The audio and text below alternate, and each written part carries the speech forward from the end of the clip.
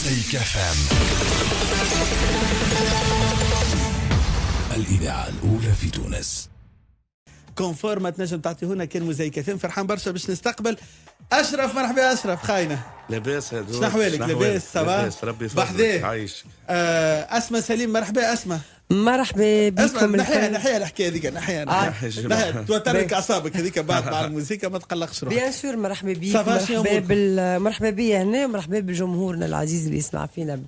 فرصه حلوه انكم تتقابلوا مع بعضكم في ديو مع بعضكم، الديو اللي يجمعكم لاول مره.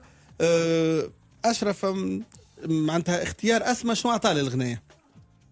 والله بالطبيعة البلوس خاطر اسماء، مش خاطر غنت معايا، عندها اسم وعندها جمهورها وتأدي مليح معناها. اللي عندهم اسم وعندهم جمهور نجم نقعد نسمي لك في 20 فنانة في تونس، معلش اسماء بالذات شنو الحاجة اللي ما هي موجودة كان عند اسماء بالذات؟ باش نحكيو معناها اللي صار، خاطر حكيت عليه قبل باش ما يكونش واحد ديما متناقض. الاقتراح نتاع اسماء كان عن طريق خونا أنيس طرابلسي. كي أنا حضرت الغناية وحضرت الموسيقى معناها فيني، حكيت مع أنيس قلت له يلزمني نشوف مطربة بالطبيعة، المطربة اللي باش تزيدك البلوس مش باش ما قال لي أسمع، قلت له ديريكت يلا معناها مش في وجهها، تعجبني تغني بالكدا وتنجم تعمل البلوس.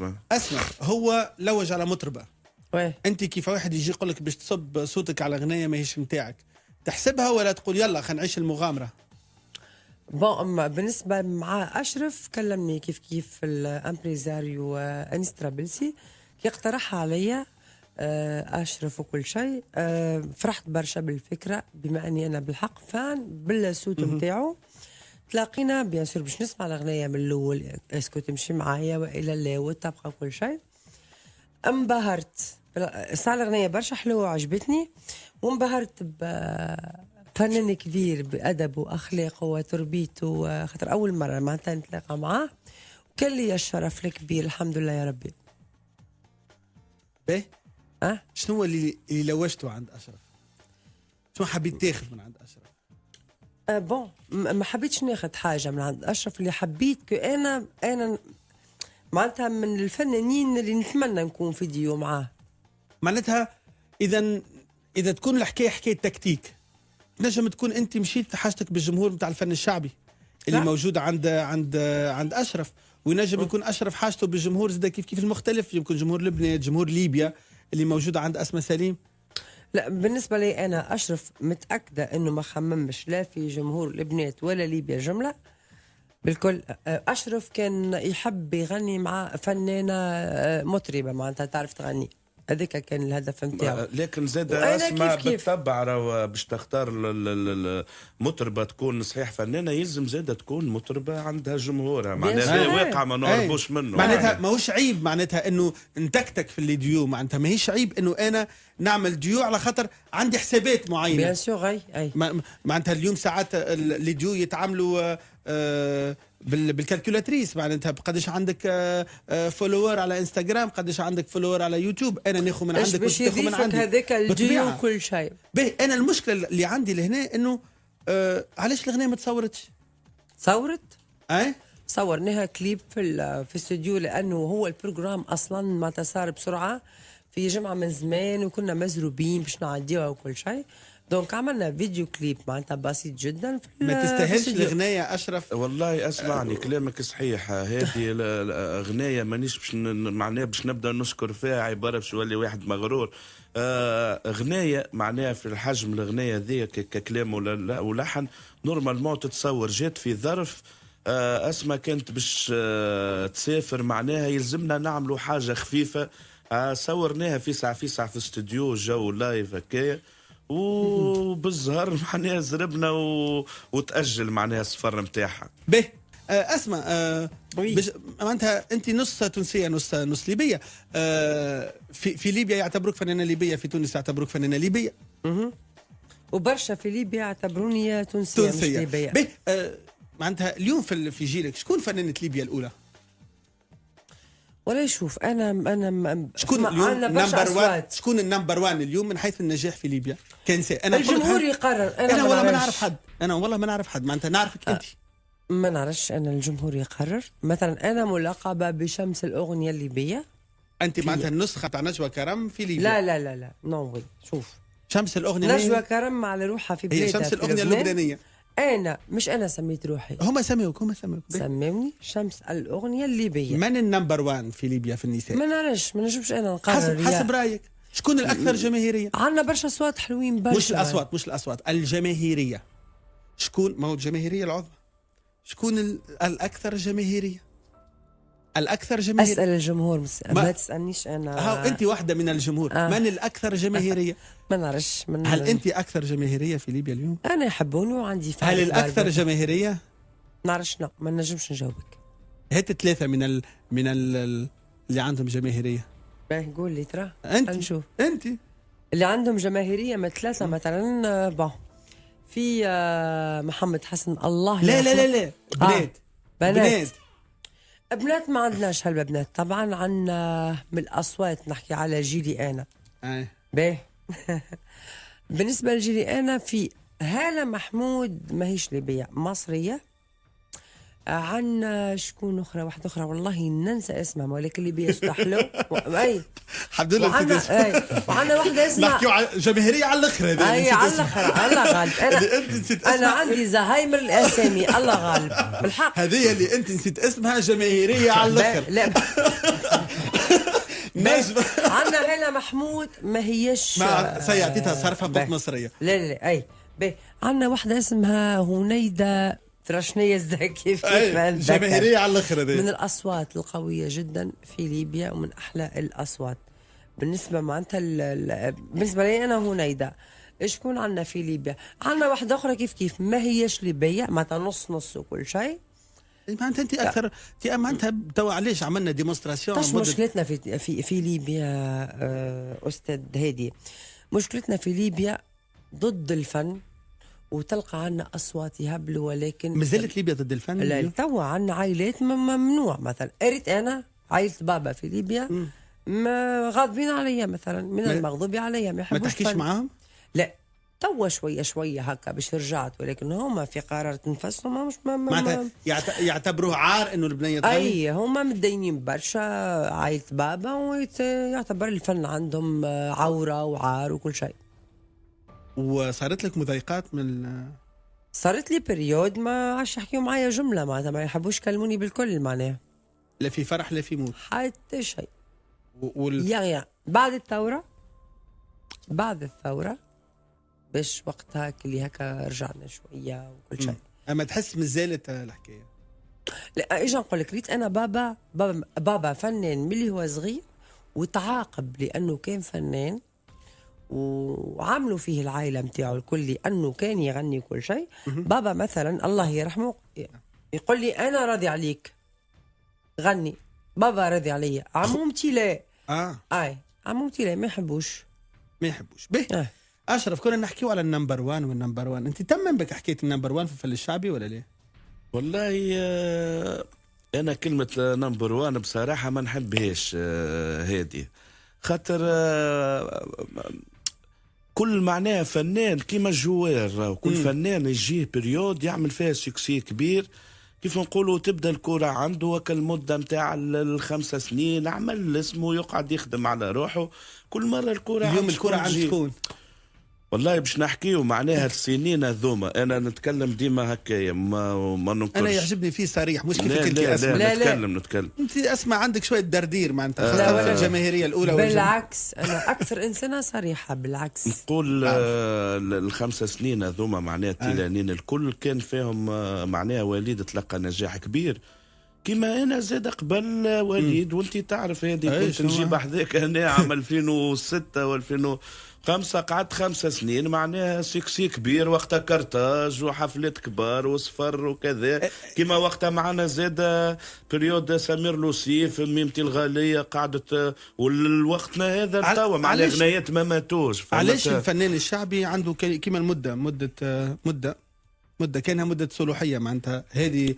هذا الطنبك نتاعو هاي 4-5 سنين، ومن بعد يخف شويه النجاح نتاعو. والله يخف، ما تعرفش السكسي ما تعرفش وين معناها. كان كل فنان كل اغنيه يسجلها يقول هذيا معناها باش تنجح، راهي تونس كامله ناجحه، اللي يقوم يسجل ينجح. فهمت؟ خاينه اكثر اغنيه نجحت نتاعك انت؟ اكثر اغنيه شو انا قعدت هذه ديما حتى من اسمي لقبوني باشرف خاينه. صحيح هذايا مانيش راني متقلق منه. خاينه عباره هي بطاقه تعريفي، اول كاسيت ضربت لي وانا صغير اللي هي خاينه.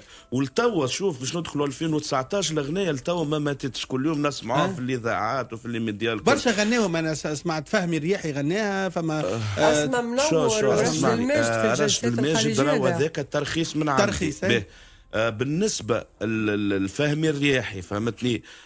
والله كنت معناها باش نقولوا حطوا في مخي في كأخرى، وتقابلت أنا وياه ما عنديش برشا في حفلة خاصة ونقدروا كذا، لكن راني خذيت في خاطري منه. كي تعدى في ميسيون آخر مرة قالوا له مثلا سألوه فهمي أنت وقتاش تعمل حاجة إنتاجك أنت معناها باش، قال لهم راهو في الإعادة إفادة. يا هادي في الإعادة إفادة كي يبدأ واحد حاجة متاعو كي يعاودها، فهمتني؟ لكن أنت باش تجي تعاود متاع الناس تقول في الإعادة إفادة، راهو ماكش أول حاجة باش تعاودها خير من مولاها. عبارة أنا هادي قمت صباح نلقى حيط متاع دار جاري قديم ما عجبنيش، قمت ندهن فيه، قال لي اش تعمل؟ قلت له في الإعادة إفادة. يا ولدي متاعو ذاك امور. قد يكون قالها على سبيل تفدليك. لا باهي ما قلت بتفدلك على روحك وغني، لكن برشا بارو هو راهو اللي يغني غنايه نتاع فنان يا هادي.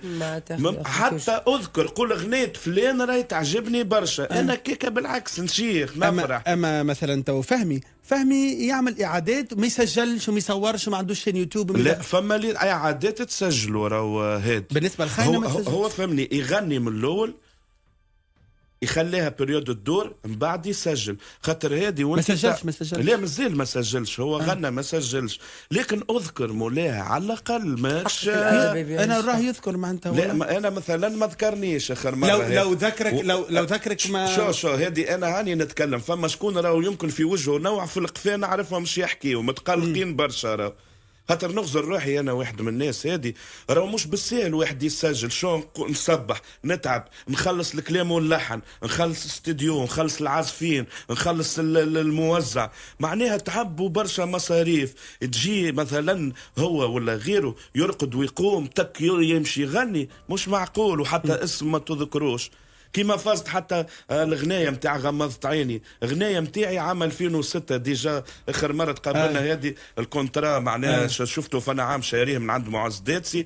قاعدين في كل ايميسيون فما وليدات صغار يغنيوا منها بون هما في بيت بركه يعرفوا كل بيت، خاطر الغنايه الاصلانيه الكل عندي انا.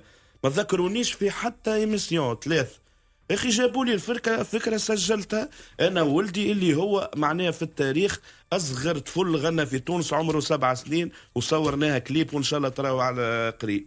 اصغر 7 سنين، اصغر من انيس وقتها مع حموده تقصد؟ لا انيس لا خاطر قبل حموده فما انيس وفما والله فما سونيا مبارك. خاطر قلت في التاريخ كلمه في التاريخ انيس صيد ولد بالغيث. انيس صيد. لا اصغر غناوا خلقهم في ال 12 في ال 10 سنين الاخرين في ال 14. اشرف كان هموذه تو معناتها وليتوا تمشي والله يا هادي وحق كلام الله من غير نفاق ما عملتهاش انا زعما نفركس. اللي فركس البوز هادي توا اللي ما يعرفش يغني يلزم يفرض روحه بالبوز. انا مانيش متاع انا نغني من عهد الكاسيت هذه. توا بلتي عمل مع حموده. شب بشير عمل مع ياسين نسبة الناس. انا الغنايه هذه كي غناوها هما وما ذكرونيش اللي انا مولا الغنايه وصرف عليها. هما جابوا لي الفكره هذه نتاع ديون. نلقى ولدي في العمر هذاك يغني معناها طبقه صحيحه وما ينشزش، ماهوش معناها كيف نقولوا صدفه حفظتها له ويا ادخل سجل بركه، معناها حاجه الوليد حسيته في دمه مزروعه فيه. الاغنيه تصورت كليب وقتاش تهبط؟ في البروجرام هذه نخرجها العشيه نتاع ليله راس العام ان شاء الله. العشيه نتاع ليله راس العام. اسماء سليم، اسماء دبي مصر ليبيا سقيك وين ماشي اكثر؟ برشا بلايص معناتها شنو التجربه العربيه؟ ان شاء الله مازلت تمن بالتجربه بعد العربيه؟ الريفيو. مازلت تمن بالتجربه العربيه ديما اليوم؟ باش نقعد نامن بها بيان سور. اليوم ما عاد شكل نفس السيناريو، نهز فليجه كما ذكرى الله يرحمها ولا لطيفه، لا. ولوج على منتج من لا غادي لا لا بالعكس، انا عندي بروجرام حاضر خالص، ريجل اموره منظمه، كمل الريفيو نتاعي ماشيه حاضره معناتها مش تغني خليجي، تغني تغني ليبي، خليجي وكل اللغات العربيه، ولكن معناتها الباز نتاعي هو الليبي والتونسي والجزيري بيان سور، اللي هي كيفاش يقول فيها بطاقه التعريف نتاعي المغاربيه. معناتها البطاقه التعريف المغاربيه اليوم تحسها مازال تاكل خبز كما قبل؟ بيان معناتها سور اكيد تحس هذيا سورتو ليبيا باش تاكل برشا خبز، خاطر مازال ما خذتش مازال ما خرجتش في الفالور اللي يلزمها تخرج فيه. دايوغ فما واحد داك الفنان اللي غنى طياره ماخذ اغنيه ليبيه من اكبر فنانين ليبيين وعاود سجلها، اغنيه واحده اخرى. يقال انه بعد المغربي جاء وقت الليبي توا ان شاء الله. كيما فما العراقي معناتها طلع، توا فما الليبي طالع برشا في العالم العربي ان شاء الله. يمكن السبب في ذلك يعود الى الثوره الليبيه اللي برشا ليبيين تشتوا بالضبط في العالم العربي ولاو يسهروا في مراكز السهر، الأردن، لبنان، في الخليج، ولاو في تونس يفرضوا اداء الاغنيه الليبيه. وي سي فري. استفدت من الثوره ايجابيا ولا سلبيا؟ الزوز معناتها دار الدولاب اكثر. فكنا هذا من السياسه. لا مش سياسه نحكي على الفلوس، لا نو بالعكس. في الفلوس عملتها بالحق. معناتها اليوم ما ولاوش وجود الليبيه في برشا بلدان عربيه وبرشا عواصم عربيه. جيب لنا اسماء سليم سافديركو عندك على الاقل مجموعه من الطواول السوبر في اي بي باش يكونوا موجودين، اللي هما كبار رجال الاعمال الليبيين اللي نافذين واللي عندهم فلوس. وي هذا اش نقصد نحكي تجاره ما نحكي سياسه. ما اجي نقول لك انا فيها طبيعه يا هادي. انا انسانه فنانه نحب هادي، عندي قرجومه برك، نحب نمشي نغني بكرامه، ما نحبش فما عباد الله غالب ليبيين والا توانسه ولا كيما تحب انت ناس باش يجيبوك مثلا حفله خاصه هذوك ما نحبهمش. ما نحبش انا من الفنانات اللي ما نحبش انا باش نمشي باش يبداو يرشقوا عليا. ما تحبش الرشق؟ لا ما نحبوش. اما الرشق موجود، لكن انا مره شدت لي ميكرو قلت لهم بجاه ربي ما عاد تحب حتى حد يرشق عليا. الرشق ساعات للفرقه مش لك انت. انا اللي بدات الرشق في تونس من غريبه ويا القلم. انا اكثر مره رشقوا عليك قديش؟ $50,000 رشقهم عليك. اي لكن شكون رشقهم؟ عباد محترمه. لما رشقت الفلوس تلقاها قدام ساقيك بكل ادب واحترام، ولكن جيني انا انسان يرمي لي الفلوس على وجهي ولا يقول لي تهبط لي طاولتي لو كان عنده مليار. لا. وداير مرتين، فما مره واحد حرق الفلوس قدامي ومره واحد قطع الفلوس ومره زوز تواول ليبيين للاسف الشديد نقولها معناتها بكل الم. $10,000 يحطوهم باش يهبطوني على طاولتهم. ما نهبطلش لطاولة حتى حد هنا. لو كان يحط لي مليار. أنا نجمة ستار، مش تكبر نقول هالكلمة ذي. أنا ستار، النجمة موجودة في السماء. ما تهبطش. ليه؟ لأنه إذا هبطت ما عادش تطلع. سفيني. أنت بتشوف فنان تفرج تسمع فن ساعة. شو ولينا في تونس؟ تحية لتوتو، سوسو وتوتو وسوسو ما عينيش يا خويا حط فلوسك عندك. ايوه ما نحبش يا خويا نعبوها الفلوس حطها برد بالراس يا خويا. فلوسك باش تغنيني ما تغنينيش. ترى فنانين بالحق فنانات توانسه يهبلوا على اصوات تقتل وتخرجوا في التلفز ومحليهم، يجيو في تونس شو يعملوا؟